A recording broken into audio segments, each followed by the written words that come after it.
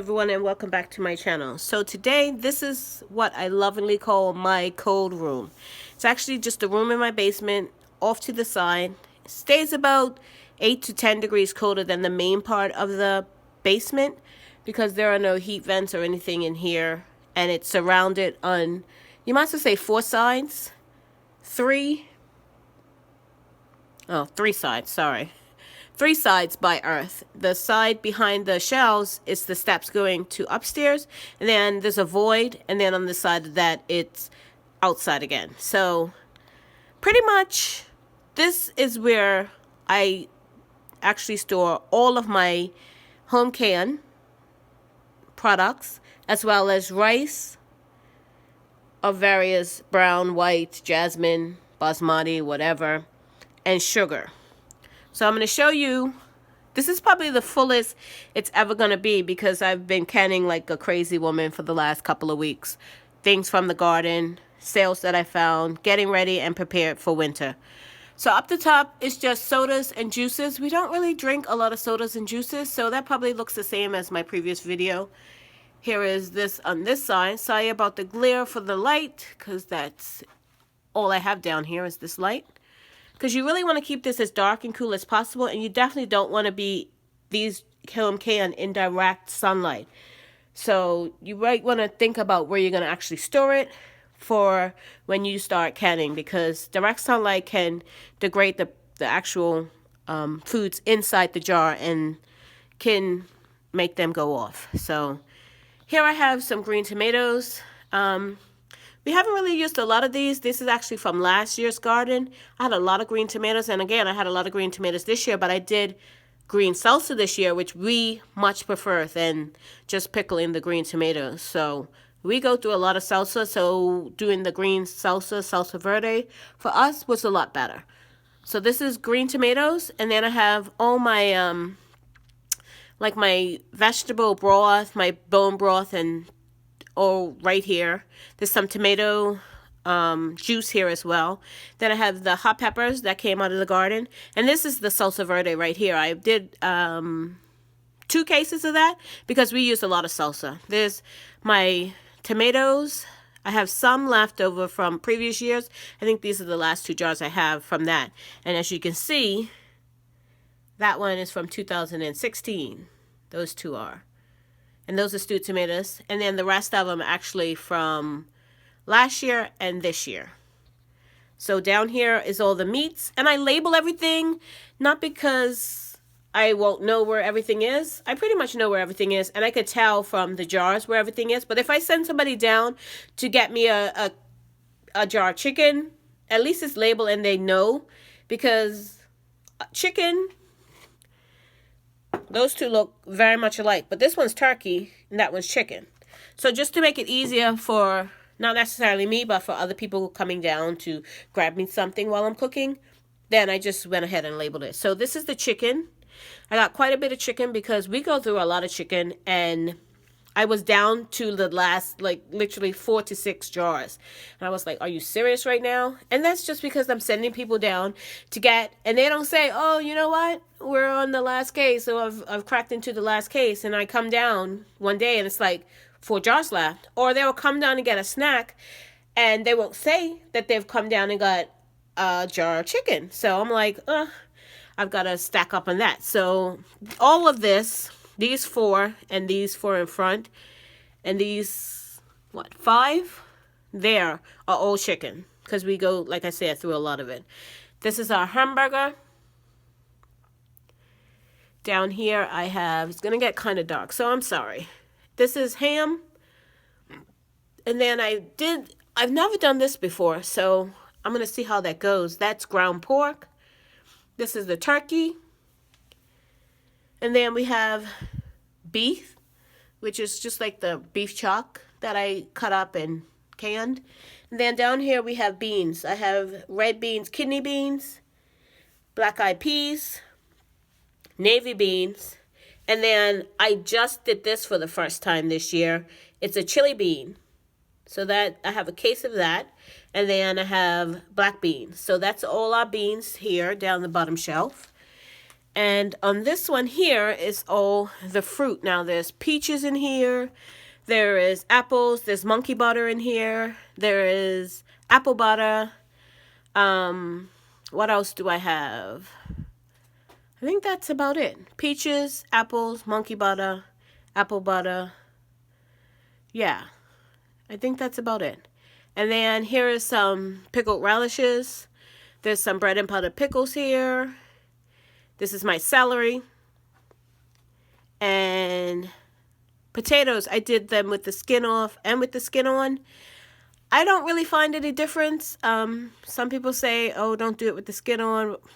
Well, you know what? We like them both ways, so I did them both ways. That's how it went. So this is squash. Actually, this is the spaghetti squash from the garden that I grew this year. So all of this is spaghetti squash. This one and these three are spaghetti squash. In the back here, like I said, I don't have a lot of room, so that's why I find it to put it in the container, and it keeps it a lot cleaner. And I can stack it feeling somewhat comfortable about it. There's green beans in there. There's corn in there. And what's on this side? More squash. All from the garden. And then I have butter. 2 cases of butter. These are both butters. And then I did some ghee this year for the first time. We'll see how that goes. I've used some of it, but I have a couple more there. So maybe I'll do more. And then I did 40 pounds of deer carrots, which I'm still working through from last year. Well, no, that one's from last year. That's one's from last year, 2019. This, as you can see, I'm still working through. I think these 2016s got lost somewhere in the back. And because I reorganized everything and got everything straightened out, now I'm finding more 2016s. They're not bad. Just that they were stuck in the back of other things. So you should really use your oldest date first. And that's what I've brought to the front so we can ensure that we use the oldest ones first. This is some grape jelly. I have quite a bit of that. I went grape jelly crazy. That's a case.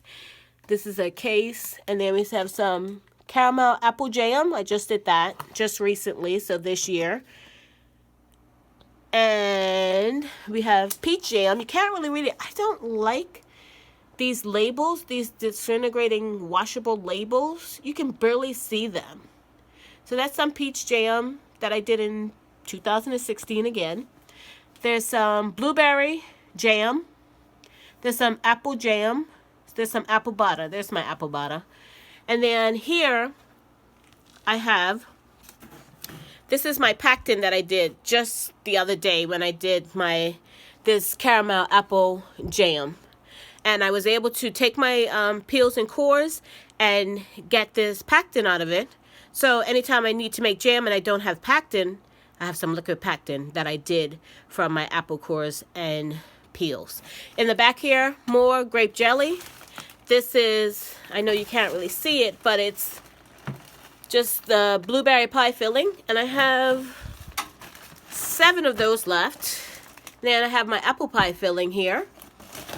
And that's pretty much all my home canning that I did this year and last year. And then a little bit left over from 2016.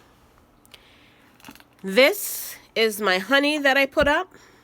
And these are just in half-gallon jars. Nothing special about those.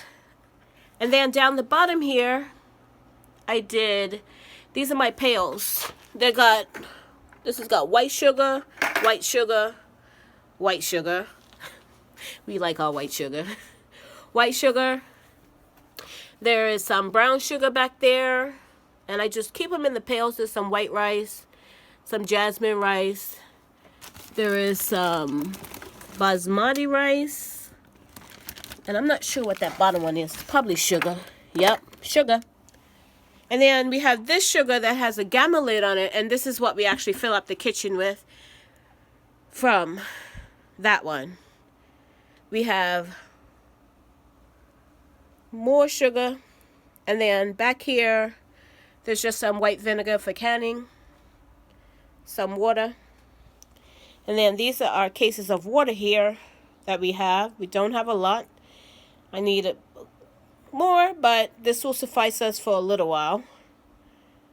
So that's the water we have. And then a little just in case sort of thing. I have some charcoal just in case we need to cook and the lights go out. And we are on electric. So if the lights go out, we don't have any way to cook. I do have an indoor indoor stove that I can use inside that's run on butane. And then I have a camp stove that I can go outside with that's run on gas as well. So that's another thing to have in your preps, just in case you're out of gas, you're out of electric, and that's the way you cook, and you have something you could cook with.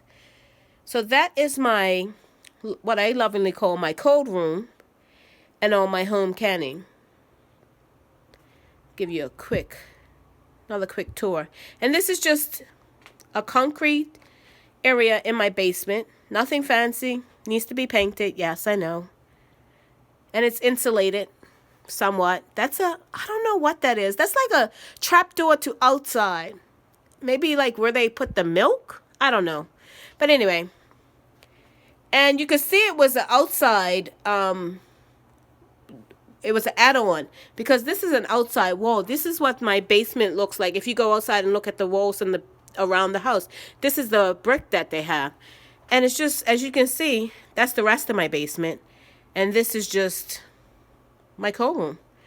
And like I said, it stays a couple of degrees colder than the rest of the basement because there's no heating vents or anything in the roof. So, just give you a quick tour again. And these are up off the floor, these plastic bales. We don't have any problem with any kind of rodents or anything like that, knock on wood. No pests or anything like that, so we don't have to worry about them chewing through the plastic or them getting into any of these boxes or anything like that, which is good. Maybe if you have that issue, you might not want to store things like this. So, but we don't have that problem, thank goodness. So we are able to store things in plastic totes, in plastic 5-gallon buckets like this. So that's my cold room, my updated cold room. Ready for winter, so I don't have to go anywhere. I don't have to run out to the store and get anything. And the only thing I'm probably going to add is probably going to do a turkey or two this year and probably a ham or two again this year. Because I usually get it around Christmas time because that's when it goes on sale, or around Easter time. And I would fill up that area right there. But otherwise than that, we'll eat the chicken or the hamburger. And basically, we'll be living off of that. So that's why I did more of those and haven't replenished that, so to speak. So that's it. That's my cold room pantry area of all my home canned items. Thank you so much for watching. You have a good day. Did add to my prep since the last time I filmed it. There's a Mr. Buddy heater and a hand crank radio, and that will also charge our phones, and it also has a light on it as well as tells the weather.